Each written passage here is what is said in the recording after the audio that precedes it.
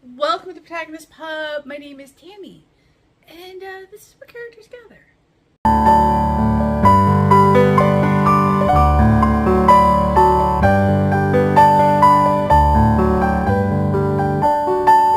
Today we are going to talk about my April reading month, or the last half of it anyway.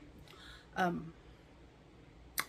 will just tell you right off the bat, it wasn't my most productive month ever in terms of books finished. I talked about a lot of books in April. I got a lot of filming done in April. And by the time I was done talking about books for, pre-filming videos, I didn't want to go read a book. So, it is what it is, and that's okay. I get, most of May off. I have plans for June. I'm thinking about changing things up a little bit, but that's still rolling around in my head, so we will see if that happens. But I did finish some stuff. I have one DNF and that I'm going to talk about today. I have a film DNF clip. I finished a couple of things, so there is something to talk about. Okay, let's talk about DNFs. First up, the first book I DNF'd. Okay, so I have a DNF.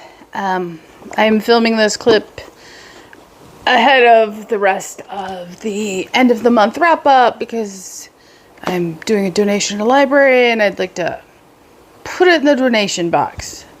Unfortunately, that is The Front Yard by Norman Draper.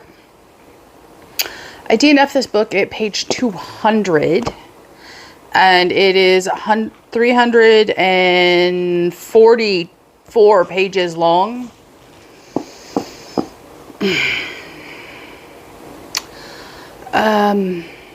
There was nothing really wrong with it. I was bored.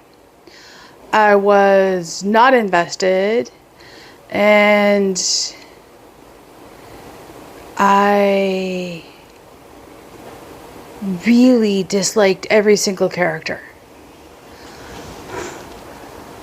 And the really funny thing is, at like page 150 or so, I went on Goodreads, which I don't use, as you all know. I rarely use except for giveaways.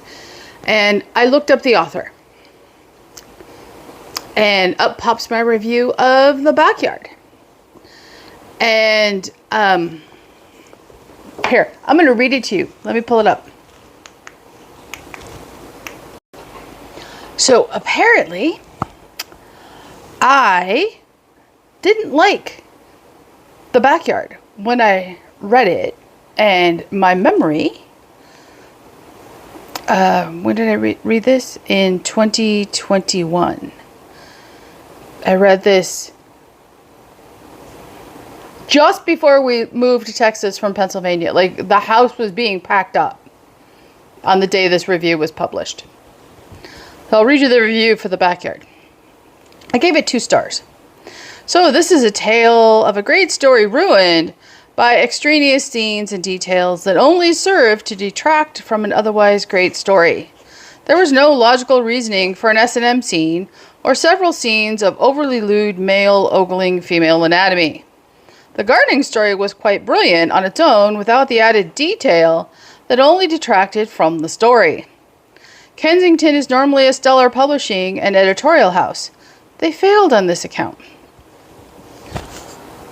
I clearly remembered the gardening story and blocked out the extraneous and lewd. So, that being said, I continued to read in The Front Yard.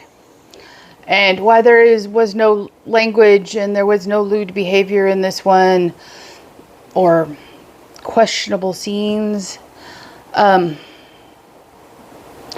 it was just not compelling. And the gardening story was not front and center by any stretch of the imagination. In fact, it's barely there. So I'm going to DNF the book. It's a hard DNF. I'm returning it to the library, back to my library bookshop. They can sell it to where I got it.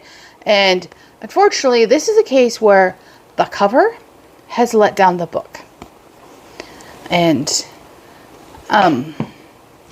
this is also reflected in Kensington as a publishing house, by the way. They have gone downhill in the last 5 years dramatically. And this is just but one example. So, okay. Now on to the rest of the review. Okay. Now for the second book I DNF this month.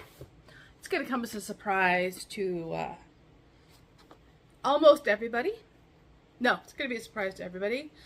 Because everybody else has read this book and loved it. I did not. That is The Extraordinary Death of Mrs. Kipp by Sarah Brunsvold. I went into this book wanting to like it. I went into this book with great expectations, knowing that, you know, readers I know and love and trust all found it extraordinary. Oh, I so did not find it extraordinary.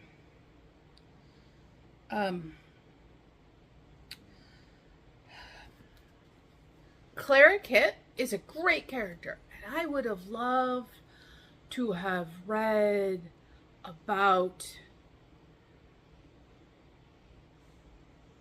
Clara and Clara's life, and probably even Clara's death.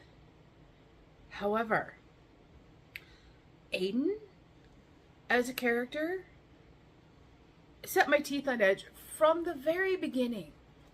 Her arrogance at assuming she should have a much, you know, more public-facing role on the paper, her overall immaturity, her fear of death. She was just a very immature and annoying person, and I understand that that was part of her character arc so that she could grow through the stories and wisdom passed on by Clara. I get that, but that is also possible without being this incredibly arrogant and dismissive character. Like, I could handle the immaturity, and the immaturity could be, you know, the growth path. But just her flat out arrogance at the beginning of the book just was an instant turnoff. And I DNF'd it 123 pages in or so. And the reason I DNF'd it is because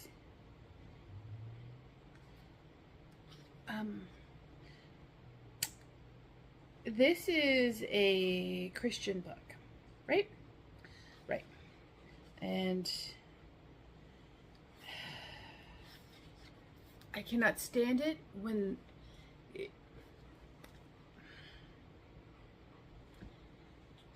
the religious undertone from the get-go was a little strong for my liking. Starting to border on the aggressive faith, but it wasn't aggressive, but in no sense was it gentle. And then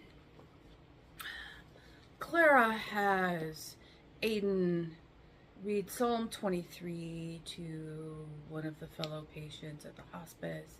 She misquotes the Bible. That was it. I was done. I was out. I was so shocked by the misquote that I went and I looked up Psalm 23 to make sure it wasn't my brain misremembering. And it was not. And in the book, she says, she opens up Psalm 23 and says, "The Lord is my shepherd. I have what I want. And that is not what that is not the psalm. The psalm is, the Lord is my shepherd, I shall not want. There is a very, no, I'm sorry, I said that wrong. Scratch that. So she opens her Bible to read Psalm 23 to Charles. And she says, the Lord is my shepherd, I have what I need. That is not what the psalm says. The psalm says, the Lord is my shepherd, I shall not want. There is a very big difference between those two phrases.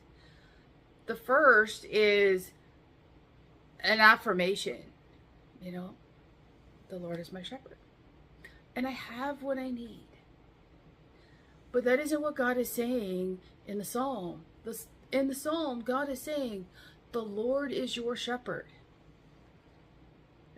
You shall not want. It is an admonition from God not to want, because you have everything already. It isn't an affirmation from God that you have what you need. It is absolutely an admonition from God that you shall not want. At that point, I was done. Even had I loved Aiden as a protagonist, the misquote was enough for me to DNF the book. Hard DNF. It is going to my library bookshop, and I understand I am in the vast minority for this, but I couldn't. Y'all, I'm sorry, I couldn't. Okay, so what did I read? I did finish A Movable Feast by Ernest Hemingway, and this was just a delight. I'm not a big memoir reader. It isn't my normal cup of tea, and had this been written any other way, I probably wouldn't have enjoyed it nearly as much. But this is a very conversational glimpse into his life between the wars, his struggles as a young writer. He's married, his son is born. It's brief glimpses into his life, or their lives in Paris, and all of the very famous people they meet, whose fame grows or wanes over the course of the memoir. And it was just very much like Ernest Hemingway was sitting in your living room having a conversation with you about his life in Paris early in his career. It was engaging and entertaining and informative and easy to read and digest in small batches, or easy to sit down, read, and binge in one swoop. And I can imagine if you're going to Paris and you want a glimpse into the past through someone else's eyes, this is a very approachable way to do it. And Hemingway doesn't have to be your favorite American author to enjoy this book. It is not one of those stuffy memoirs that just shoots facts at you. It is definitely, like I said, a conversation with the author.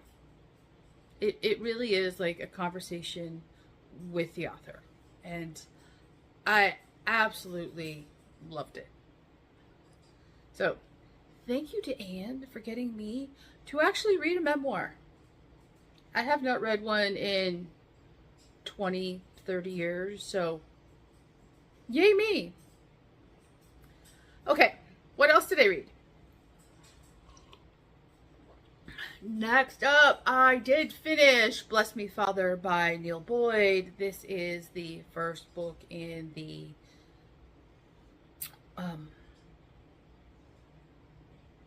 series, whose name just flew out of my head.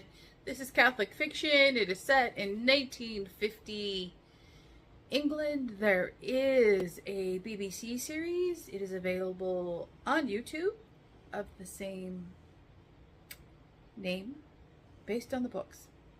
And there are 6 or 7 books in the series. I own them all on my Kindle. This was just joyful. So the book opens up and Father Boyd is a newly ordained priest. He is assigned to the parish of St. Jude, and the first book is his first couple of months as a parish priest. It is delightful, and the pastor of St. Jude's is, oh, his name just escaped me, Father Duddlesworth. And Father Duddlesworth is this old Irish, I say old, he's probably my age, Irish priest. He's been the pastor at St. Jude's for a while. His housekeeper lives in the rectory and takes care of them.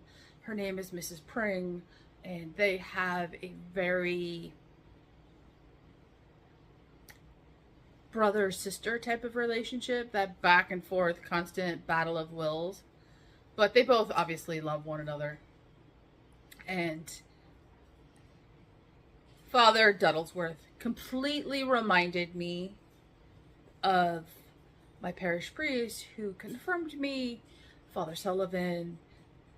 The charm, the wit, the pastoral care of his parishioners, his frustration, his ability to tell a story, it was all there. And you get both Father Duddlesworth's view, you get Father Boyd's view.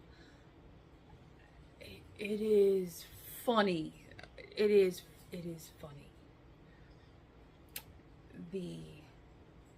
Especially if you're a Catholic, you will understand glimpses of parish life in this book so easily, and it is so familiar. It was fantastic. I cannot wait to read the rest of the books. And I'm not going to say it was aggressive faith by any sense of the word. I'm not going to say it was even remotely close to that.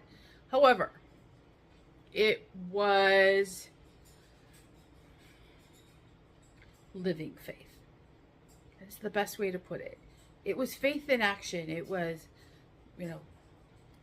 Father Duddlesworth and Father Boyd going out in the community and interacting and caring for their parishioners and living God's word and teaching the young and, instructing older converts on, doctrines of theology. And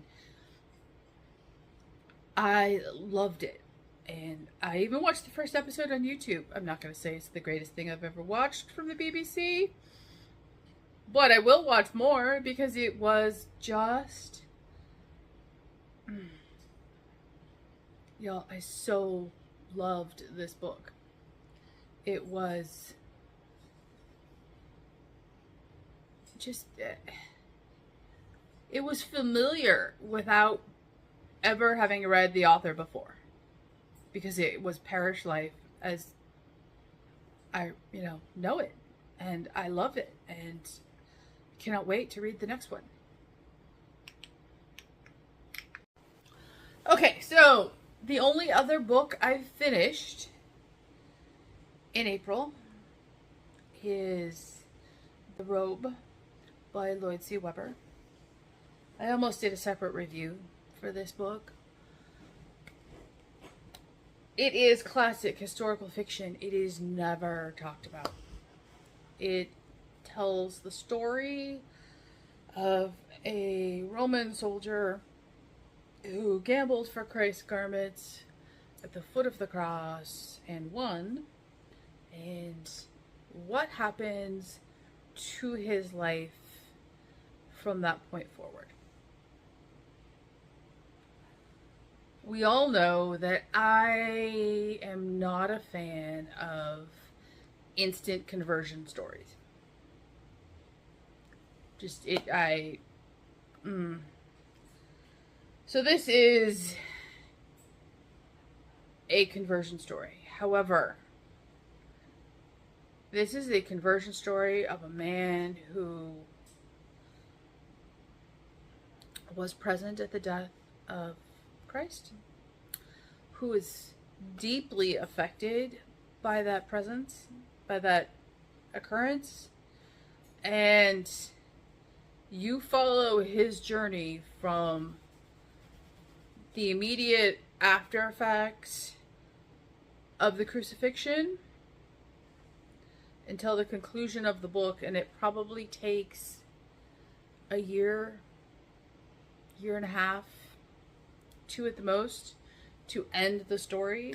And you go from Rome to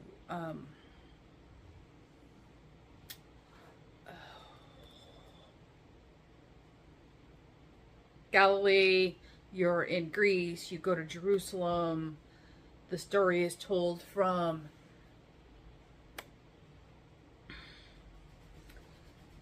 I want to say multiple points of view, but it's not like they have individual chapters. Just sometimes in the text, it switches between protagonists.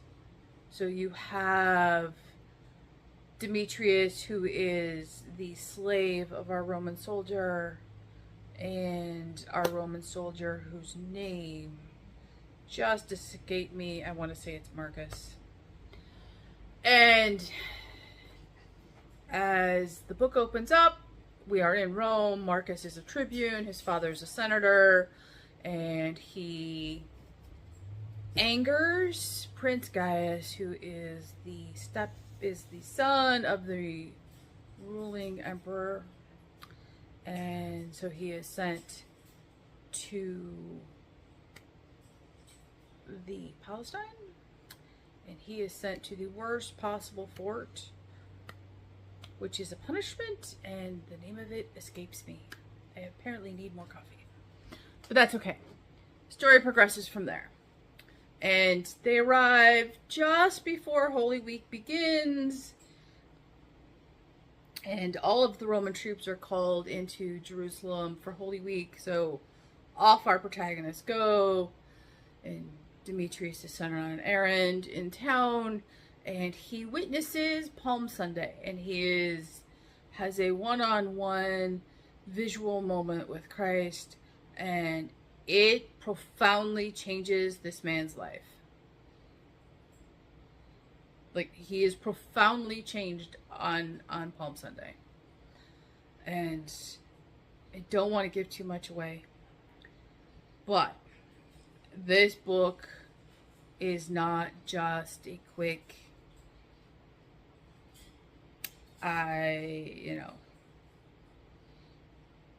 witnessed something and I converted, because obviously that's the truth. I want to compare it, not that it's a one-to-one comparison by any sense of the stretch of the imagination, but the conversion part I want to compare to For Love and Treason by Jamie Ogle, which I buddy read with Miriam and Amanda in February, and it is the story of St. Valentine. So it is set in Rome.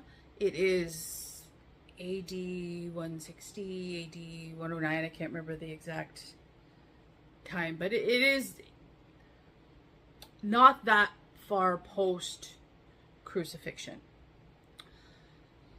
So we have 2 Roman citizens. We have 2 conversion stories going on, and the convert in For Love and Treason is a Roman jailer whose daughter is cured of blindness, and thus he believes.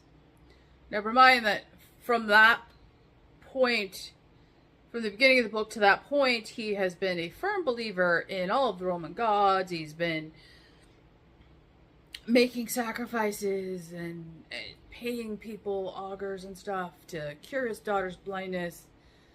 But instantaneously, he suddenly believes, and it didn't sit right with me at the time. And contrast that to the conversion of Demetrius and Marcus, who go on this exploratory journey, admittedly at the behest of the emperor, but also because of how deeply our tribune is affected, to uncover, and let's be honest, he's very skeptical at the beginning, who this man was, who he knows was wrongly crucified, but he doesn't understand the fervor. And he investigates. And it is truly an investigation into, miracles and turning water into wine, and it doesn't make sense to him, and curing some ill people and not others. And it was a beautiful story. And along the way, you meet disciples, and their testimony affects both men deeply. And Demetrius believes first, and he helps along the way. This is a fantastic book. It is long, I'm not gonna lie. This is not 350 pages. However, it is a deeply moving story. Completely fictional. However, completely believable. And I think that's what makes it so incredibly impactful, is that it is easily a very believable story as what could have happened. And I am so grateful that Madeline over at Cozy Cottage Chapters mentioned it at TBR at the beginning of Lent. I would not have heard of the book otherwise. I would never have picked it up. I liked it so much that I immediately picked up another book by the same author, that is The Big Fisherman, and it is his story of St. Peter. Haven't started it yet. These are not what I would call lightweight books, but I am immensely looking forward to that. Immensely. Okay, to the best of my recollection, that is everything I have finished. So, what do I have in process? I have a lot in process. First up would be The Bastard by John Jakes. This is the first book in the Kent Family Chronicles series. It is part of the Read My Life Challenge. I am listening to it on Audible. I am enjoying it immensely. It is the first book of 8. It is one of those series that is only available in mass market paperback if and when you can get it. They are all chunky, and they are all expensive when you find them. So I am using Audible credits for them. I am fine with that because the narration is great. And this is the beginning of the saga of the Kent family. Book opens up in France. We have a young Frenchman. He learns that he is the illegitimate son of an English nobility, and he and his mother are poor, but not like destitute level of poor. His father's dying, so they go to England to claim his portion of the inheritance that his father has always promised to have set aside for him. And sure enough, the wife and the legitimate son are like, oh, no. That's where I am at the story. I am loving it. I haven't had a lot of time to listen this month, but when I have, it has been a fantastic ride. Okay, what else? I don't know, quarter of the way through Grandmother and the Priest by Taylor Caldwell. This is Catholic fiction. I am loving this book. It is so much fun. It is told from the point of view of Rose, who is a child who goes to visit her grandmother in Scotland. Her grandmother is a character. We're just going to leave it at a character. And around her grandmother's table, every time Rose is there, there are 11 priests. And through the course of the book, the 11 priests are telling stories from their life. And it is delightful. It is not that it's funny. It is not that it is heavy. It is just faith and theology in action that, even though this book was set in, I think, late Victorian, you can relate to today. I am enjoying it. I have several other Taylor Caldwells I've picked up sitting on my Kindle. They are all classics. I believe they were written in the 40s. And some of them are on Kindle Unlimited even. They're just good. Like, the writing is excellent. She can set a scene. She can write from the perspective of a 5-year-old and the perspective of, let's say, a 65-year-old, bishop. That takes talent. That takes skill, because those are two very different life perspectives. And you never have that jarring feeling switching between them. So, that's impressive. I'm also a third of the way through The Highgate Cemetery Murder by Irina Shapiro. This is on Kindle Unlimited. This is a Victorian historical cozy, and I am enjoying this. There is also audio for this. I'm not listening to it on audio. I'm physically reading it, or been trying to read it on my, not physically, on my Kindle. Our protagonist is a detective and the sister of one of the victims. And the story is just getting started, a third of the way in. We've had our, there have been 2 deaths so far. One is presumed to be an accident. One is quite clearly not. And we've just learned who the victim is, and things are starting to kick off from there. And it's just a nice historical cozy. I have a physical Irene Shapiro I picked up at the library.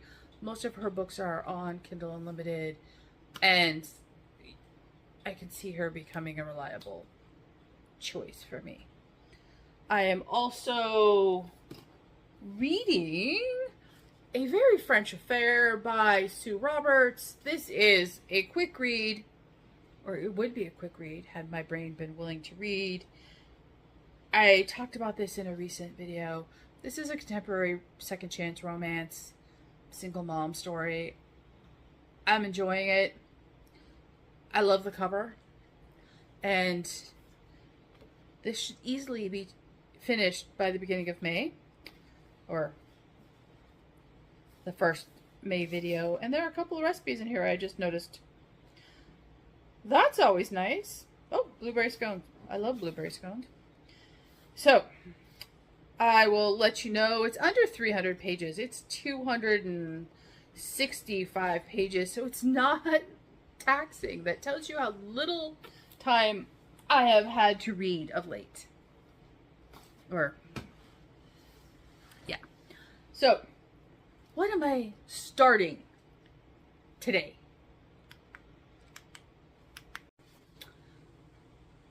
I know I talk about this in a video I've already filmed and haven't edited yet. I just won this on Goodreads.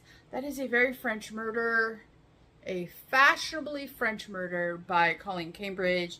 This is the 3rd book in the American in Paris series. I am so excited to read this book. I cannot believe I haven't read it yet. Again, further proof that I have been busy. It's 262 pages. I've listened to the previous two on audio. I strongly recommend the audio. The author captures, and the narrator in particular, captures Julia Child perfectly.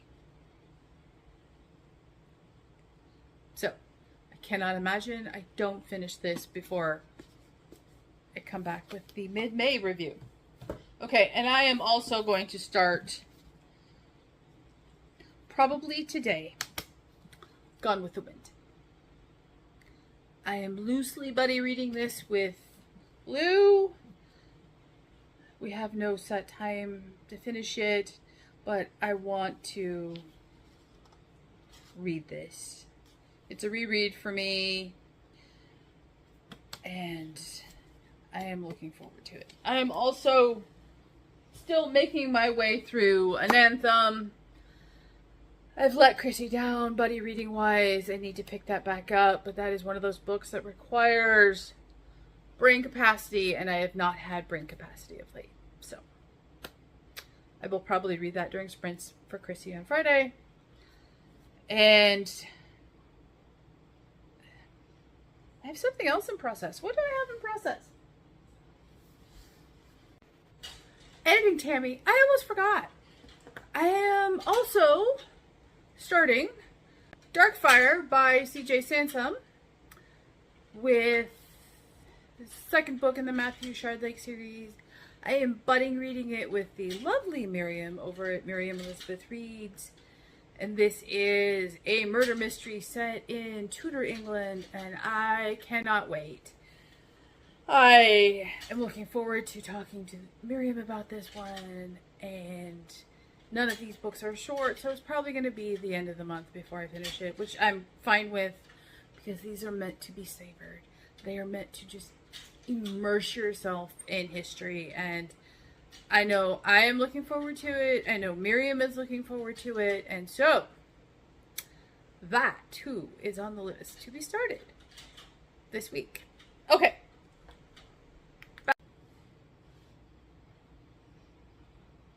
Obviously, I don't know, so it can't be that good. Okay, that is everything I am reading or have read. How was your April? Was it better than mine? I hope so.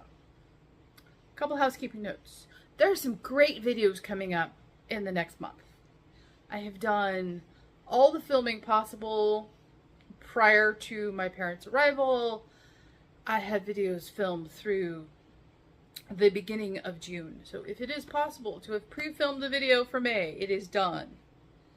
There is the first installment of Classic Romance Authors is coming. I believe it releases next week. The May and June tags are filmed. The May tag comes out tomorrow. I will tell you that in both tags, I have a lot of book recommendations.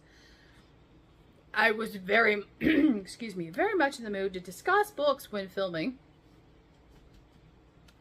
I have a Hidden on My Kindle episode coming out.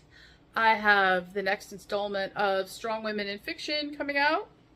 Both the Hidden on My Kindle and Strong Women are Southern editions in honor of Amanda's birthday and the Southern Charm Readathon. I have, I believe, a physical book haul video coming out. And there's undoubtedly other things. So, oh, I know. I am starting Emily's Quest, or Emily of New Moon this week too. I apologize, Discord is not up. It will be up today. Like I said, I just did not want anything to do with books last week or so. I do know how many chapters are in Emily of New Moon because my version just has titles, not chapter numbers. So I will get that up before I even edit this video today. Okay, I think that is all of the housekeeping. If you have had a birthday or are about to have a birthday, so happy birthday, Jess. Happy early birthday, Anne. Happy birthday, Amanda. Have I missed anybody? If I have, I apologize. Leave a comment down below, like and subscribe, and I will see you here next time at the Protagonist Pub.